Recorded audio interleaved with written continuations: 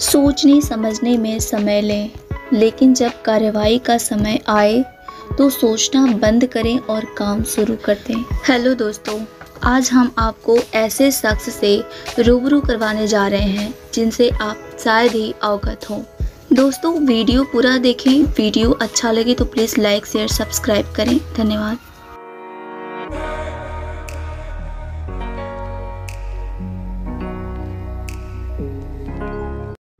Alexander Graham bell को पूरी दुनिया आमतौर पर टेलीफोन के आविष्कार के रूप में ही ज़्यादा जानती है। बहुत कम लोग ही यह जानते हैं कि ग्राहम बेल ने न केवल टेलीफोन बल्कि कम्युनिकेशन टेक्नोलॉजी के क्षेत्र में कई और भी उपयोगी आविष्कार किए हैं।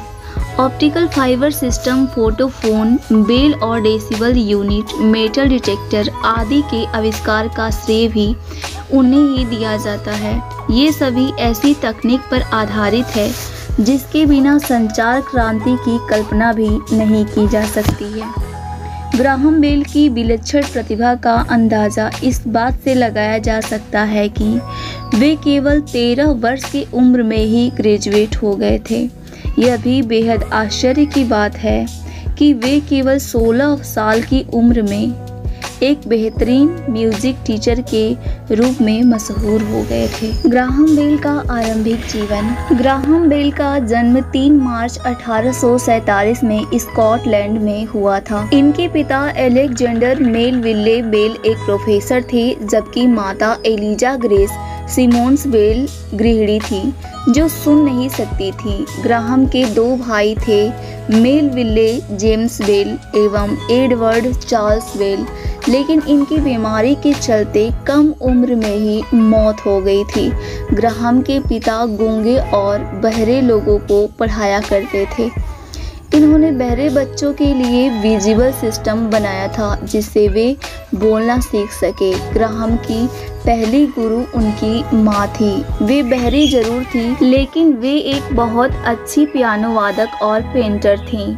ग्राहम ने स्कूल में ज़्यादा शिक्षा ग्रहण नहीं की थी। वे एडिनबर्ग रॉयल हाई स्कूल में जाते थे, लेकिन उन्होंने इसे 15 साल की उम्र में छोड़ दिया था।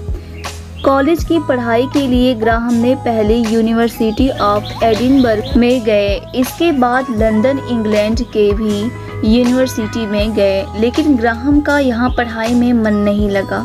1872 में एलेक्जेंडर ने बोस्टन में school of vocal physiology and mechanic of speech का निर्माण किया, जहां वे बच्चों को बोलने एवं समझने की कला सिखाते थे। 1873 में एलेक्जेंडर को बोस्टन के एक विश्वविद्यालय में वोकल फिजियोलॉजी के लिए प्रोफेसर चुना गया। कॉलेज में पढ़ाने के साथ साथ एलेक्जेंडर अपनी खोज में भी लगे रहे। उस समय वे हार्मोनिक टेलीग्राफी पर रिसर्च कर रहे थे। उसे और बेहतर बनाने के लिए वे लगातार कड़ी मेहनत कर रहे थे। उन्होंने एक ही तार पर एक ही समय में एक साथ कई टेलीग्राफ संदेश भेजे। इसके साथ ही इन्हें एक और विचार आया कि वे दूसरे तार पर मानव आवाज़ द्वारा संदेश भेजें। अपंगता किसी भी व्यक्ति के लिए एक अभिशाप से कम नहीं होती, लेकिन ग्राहम बेल ने अपंगता को अभिशाप नहीं बनने दिया। दरअसल ग्राहम बेल की माँ बधिर थी। बधिर मतलब बहरी होता है।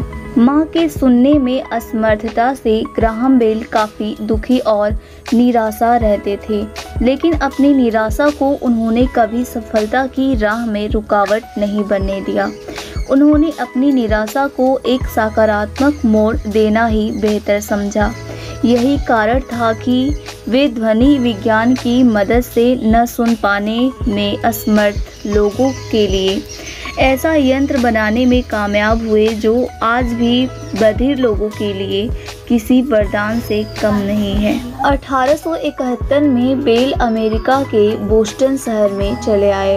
यहाँ गूंगे बहरों के लिए चलाए जाने वाले Boston school of the deaf में उन्हें नौकरी मिल गई। बधिरों को पढ़ाते हुए बेल के दिमाग में अपने पिता के विजिबल स्पीच सिस्टम को उन्नत बनाने का विचार आया। वह एक ऐसा यंत्र बनाने के प्रयास में जुट गए जिसमें मुंह से बोली गई आवाज की तरंगों से एक चुंबकीय सुई कंपित होने लगे, ताकि उसके कंपनों को देखकर यह समझा जा सके कि क्या कहा गया है। टेलीफोन की खोज। बेल ने सिर्फ 29 साल की उम्र में ही सन 1876 में टेलीफोन की खोज कर ली थी। इसके एक साल बाद ही सन 1877 में बेल टेलीफोन कंपनी की स्थापना की। इसके बाद वह लगातार विभिन्न प्रकार की खोजों में लगे रहे। बेल टेलीफोन की खोज के बाद उसमें सुधार के लिए प्रयासरत रहे और सन 1915 में पहली बार टेलीफोन के जरिए हजारों किलोमीटर की दूरी से बात की। न्यूयॉर्क टाइम्स ने इस घटना को काफी प्रमुखता देते हुए इसका ब्यौरा प्रकाशित किया था। इससे न्यूयॉर्क में बैठे बेल ने सैन फ्रांसिस्को में बैठे अपने सहयोगी वाटसन से बातचीत की थी। बेल शुरू से ही जिज्ञासु प्रवृत्ति के थे। इसके अलावा उनके विभिन्न खोजों पर उनके निजी अनुभवों का प्रभाव था। जब उनके नवजात पुत्र की सांस की समस्याओं के कारण मौत हो गई, तो उन्होंने एक मेटल वैक्यूम जैकेट तैयार किया जिससे सांस लेने में आसानी होती थी। उनका यह उपकरण सन 1950 तक काफी लोकप्रिय रहा और बाद के दिनों में इसमें काफी सुधार किया गया। 1915 में अंतर महाद्वीपीय टेलीफोन लाइन बिछ गई और इसके उद्घाटन के लिए बेल को बुलाया गया। जानते हैं बेल ने फोन पर क्या कहा? वाटसन, यहाँ आओ, मुझे तुम्हारी ज़रूरत है। वाटसन का जवाब था, सर मैं आपसे 3000 किलोमीटर दूर हूँ, मुझे वहाँ आने में कई दिन लग जाएंगे। टेलीफोन बन जाने पर बेल ने अनेक देशों में अपने इस यंत्र के सफल प्रदर्शन किए। इससे बेल का नाम सारी दुनिया में फैल गया। टेलीफोन के क्षेत्र में थॉमस अल्वा एडिसन ने भी बहुत कार्य किए हैं। दोस्तों, फोन पर सबसे पहले हेलो बोलने वाले कोई और नहीं बल्कि थॉमस अल्वा एडिसन है। तो दोस्तों, आज की बायोग्राफी कैसी लगी प्लीज़ हमें कमेंट करें और दोस्तों वीडियो को लाइक शेयर सब्सक्राइब करें। दोस्तों लाइक ज़रूर करें, इससे हमारा मनोबल और बढ़ता है। दोस्तों बहुत बहुत धन्यवाद।